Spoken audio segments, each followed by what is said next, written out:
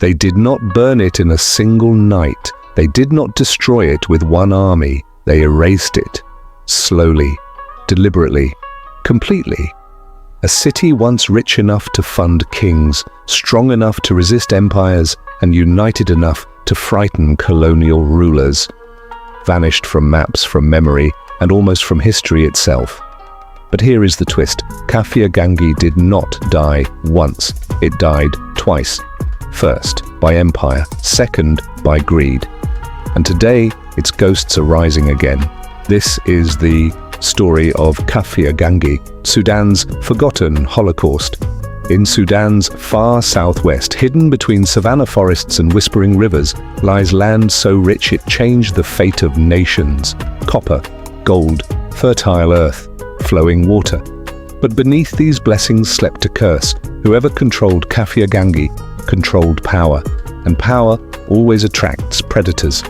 Empires came, militias came, foreign hands came, and each time the city bled. But to understand its fall, we must first see its glory. Imagine riding at dawn through endless savanna woodland. Mist rises from rivers that never dry. Birds sing above towering evergreen trees. The air smells of rain, earth, and life. Then suddenly, the forest opens. Before you stands a city few outside Sudan have ever heard of, Kafia Kangi. Red brick houses rise 2 and 3 stories high. Markets roar with traders from Timbuktu, Wadai, Borno and the Nile. Salt, ivory, cloth, spices, books and gold flow through its streets. This was not a frontier town. This was a beating heart of Africa. Pilgrims to Mecca rested here. Scholars taught beneath mango trees. Blacksmiths forged rifles and blades. Children ran through streets scented with roasted grain and honey. At night, drums echoed, not for war, but for weddings. Kafia Kangi was not just a city, it was a bridge. North met south, Arab met African, Muslim met animist, trader met farmer. Unity lived here, and unity terrified empire. Long before colonial armies arrived, the nearby pit of copper, Hufrat al-Nuhas, fueled the Sultanate of Darfur. Copper became coins. Coins became sovereignty. Gold became power. From these mines, the first sultans funded caravans, armies, and the sacred Mahmal to Mecca, a caravan rivaling Cairo and Damascus. Its gifts fed the poor of Mecca and pilgrims across the Islamic world. Darfur was not peripheral, it was central. Later, during the Mahdist state, copper and gold armed resistance against foreign domination. The mines became a forge of rebellion, and the British were watching. When the British crushed Khalifa Abdullahi in 1899, they did not only conquer Sudan, they studied it, and one place alarmed them more than any other: Kafia Kangi. Why? Because it united what empire wanted divided: Islam spreading south, Arabic unifying tribes, wealth funding resistance, a people refusing separation. To colonial eyes, Kafia Kangi was not prosperity, it was a future uprising waiting to happen. So they made a decision not to rule it, not to tax it, but to erase it. In 1922, the British introduced the Closed Districts Ordinance, travel banned, cultures separated, faiths controlled, north cut from south, divide to rule. But Kafia Kangi refused division.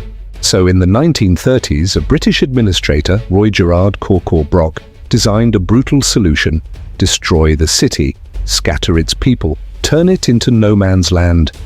And the nightmare began. Red brick homes abandoned, then dismantled. Markets silenced, wells poisoned or buried, families forced to march, north or south, split by colonial lines. The people of Kafia Kangi, once united by land and memory, were split in two. Those who kept their ancestral languages, in the Bingakara and Yulu, were forced south into exile, driven to Menimba between Boro and Raja and Dame Jalab, torn from Darfur despite resistance, hunger, and fear. Those who spoke Arabic were allowed north but forbidden to return, labeled Awlad al-Arab. A united city became a scattered people. From its ruins rose Radom, Niala, and Zalingay, while entire quarters grew in Buram, Edda Ain, Toulouse, Gereda, and El Fasher. Families spread further to En-Nuhud, El-Obeid, Kadugli, Al-Jazeera, Sennar, Gedaref, Omdurman, Khartoum, and Port Sudan. Along the northern bank of Bahr al-Arab, villages appeared: Al-Fifi, Maraya, Meriraya, Ragabat Jamal, Khair, Dafag, Sungo, and many more, nearly all born from the forced exile of Kafia Kangi. They arrived with nothing: no homes, no services, no compensation, only grief. Hunger, disease, and loss followed them. Many died, others carried wounds of exile and broken belonging. The world remained silent: no justice, no memory. The Binga and Kara resisted. Their crops were burned, their water cut, their fate sealed. Sultan Adam Sabun refused to move. "I leave it to God," he said, and collapsed where he stood. Hunger finished what guns began. Between 3,000 and 5,000 died, mostly women, children, and elders. This was not war, this was erasure. Kafia Kangi was declared dead.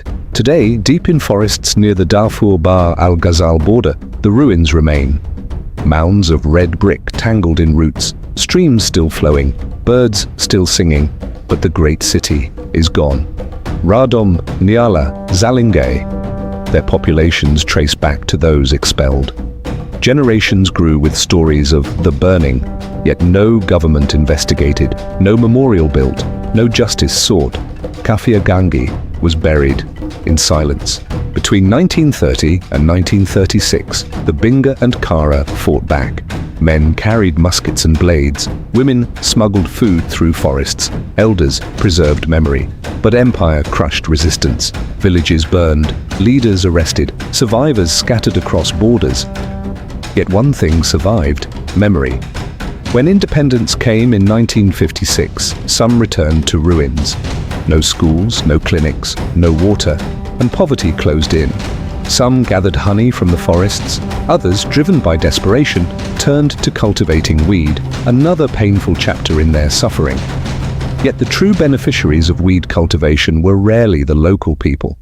Outsiders came, exploiting poverty, isolation, and hardship, while the people of Kafia Kangi became laborers on their own land, and others profited from their pain. In 1982, its land became part of Radom National Park.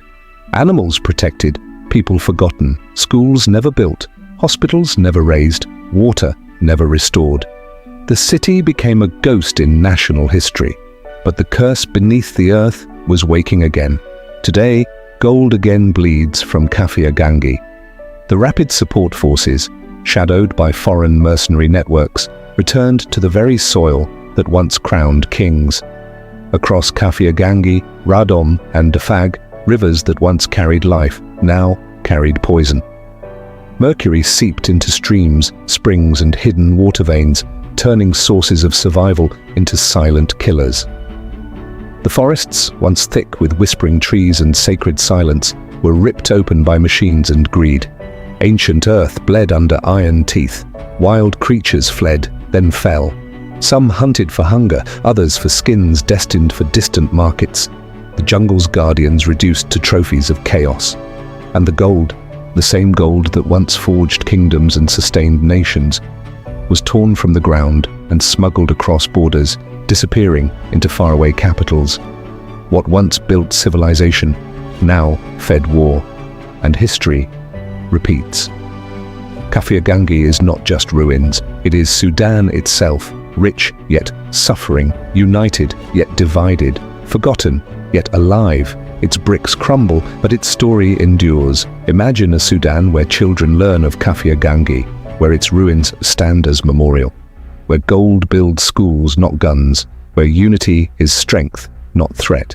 Empire feared its unity, but unity may yet revive it, because cities do not truly die as long as memory lives, and beneath the evergreen canopy, beneath the red earth, Kafia Kangi still waits.